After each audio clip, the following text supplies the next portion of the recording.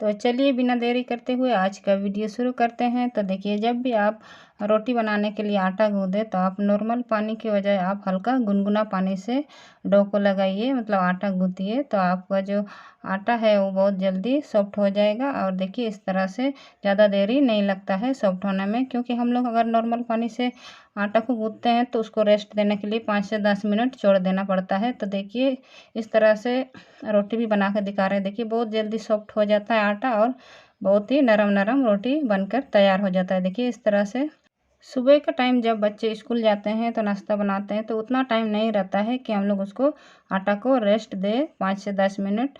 तो इस तरह से आप गूँथेंगे आटा को हल्का गर्म पानी से तो जल्दी से नरम हो जाता है और तुरंत आप रोटी बना सकते हैं। इस तरह से बनाने से भी रोटी बहुत ही सॉफ्ट बनता है। देखिए, इस तरह से। तो देखिए, इस तरह से दो डबल डबल बनाएंगे, दो दो रोटी एक साथ। देखिए, इस तरह से जैसे बना रहे हैं तो आपका समय और गैस का भी बचत हो जाता है। देखिए, तुरंत तुरंत बन जाता है। तो टाइम का तो बचत हो गई, देखिए गैस का भी बचत हो जाता है। सबको मालूम है कि गैस सिलेंडर अभी कितना महंगा हो गया है। देखिए, इस तरह से आप एक साथ दो दो रोटी भी सेक सकते हैं।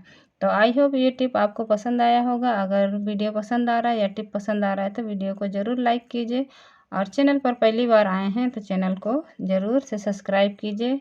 तो देखिए, इस तरह से आप बहुत ही अच्छा कम टाइम पर बहुत ज़्यादा रोटी बना सकते हैं। तो चलिए देख लेते हैं दूसरा टिप्स। जब हम लोग रोटी बना लेते हैं इसके बाद इस तरह से बेलना चकला को हम लोग धो लेते हैं। इसके बाद इसी तरह से रख देते हैं सूखने के लिए। मतलब रात को अगर रोटी बना के धो दिए तो देखिए, उसमें तो धूप नहीं रहता है कि धूप में थोड़ा देर रख दें। तो क्या कीजिए, जब भी इस तरह से धो लें तो इसके बाद सूखा कपड़ा से पोंछ के गैस में तो इस तरह से आप बेलना और चकला को हल्का गर्म कर लीजिए।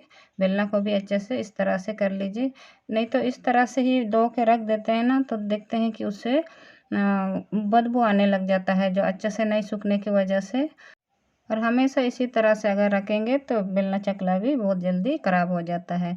तो इस तरह से आप करके रखेंगे तो आपका बेलना चकला बहुत लंबे टाइम तक मतलब अच्छे से रहेगा। देखिए, तो लकड़ी का है तो अगर पानी लग जाने के बाद इसी तरह से छोड़ देते हैं तो उसमें से वाइट वाइट कलर का जैसे होता है ख़राब होने लगता है। तो देखिए, इस तरह से आपको पूरा सुखा लेना है अच्छे से। सुखाने के बाद आप आपको जो भी तेल या फिर जो रिफाइंड ऑयल जो चीज़ आप खाते हैं तो उसी से आप इस तरह से ब्रश से पूरा बेलना और चकला में लगा दीजिएगा पूरा अच्छे से। और इसी तरह से तेल लगा के छोड़ना नहीं है। देखिए, तेल लगाने के बाद भी आप एक सूती कपड़ा ले लीजिए या टिश्यू पेपर ले लीजिए, उससे अच्छे से पोंछ पोंछ के रख दीजिएगा। देखिए, इस तरह से अच्छे से पोंछ के रख दीजिए तो आपका बेलना चकला बहुत अच्छा रहेगा लंबे टाइम तक। देखिए, तो देख लेते हैं चलिए तीसरा टिप्स। तो देखिए, ये पुराना मोजे हैं। तो पुराना मोजे का तो बहुत अलग अलग तरह का यूज होता है। तो अब तो कुछ अलग और हटकर आपको यूज बताते हैं। देखिए, अब हम लोग कहीं भी अगर जाते हैं तो कहीं पार्टी वगैरह में या बाहर जाते हैं किसी ट्रैवलिंग में तो देखिए, इस तरह से एक एक जोड़ा हम लोग को मतलब इस तरह का सैंडल लेके भी जाना पड़ता है सफ़र में। और एक पहन के जाते हैं, एक लेके जाते हैं तो गंदा रहता है नीचे तरफ। देखिए, सैंडल के नीचे तो आप उसको इसी तरह से बैग में तो नहीं भर सकते हैं। तो आप क्या कीजिए, देखिए इस तरह से पुराने मोजे होते हैं उसमें घुसा के इसके बाद आप बैग में डालिए तो आपका बैग भी गंदा नहीं होगा। देखिए, इस तरह से और आपका सैंडल भी अच्छा रहेगा। तो चलिए देख लेते हैं चौथा टिप। देखिए, इस तरह से हम लोग जो भिंडी काट लेते हैं इसके बाद देखिए इसमें बहुत सा लसलसा जैसा रहता है।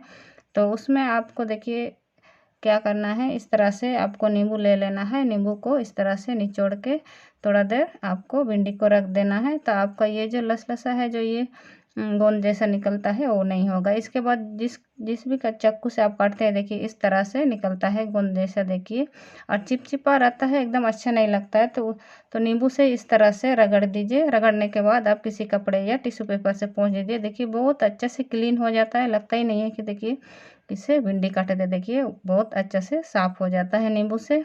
तो नींबू को भी आप जिससे आप रस निकाल लेते हैं उसको फेंकिए मत, इस तरह से काम में ला सकते हैं। तो चलिए देख लेते हैं पाँचवा टिप। देखिए, हम लोग हर कोई जानता है कि अभी सिलेंडर का दाम बहुत महंगा है। आपको भी लगता है कि आपके घर में बहुत जल्दी आपका गैस जो ख़त्म हो जाता है। तो उसके लिए आप क्या कीजिए, जब भी इस तरह से आप दाल बनाएंगे तो पहले भिंगा के रखिएगा। देखिए, आधा घंटा पहले भिगा दीजिए, इसके बाद बनाइए और गर्म पानी ही डालिए बनाते समय दाल में, तो बहुत जल्दी बनेगा।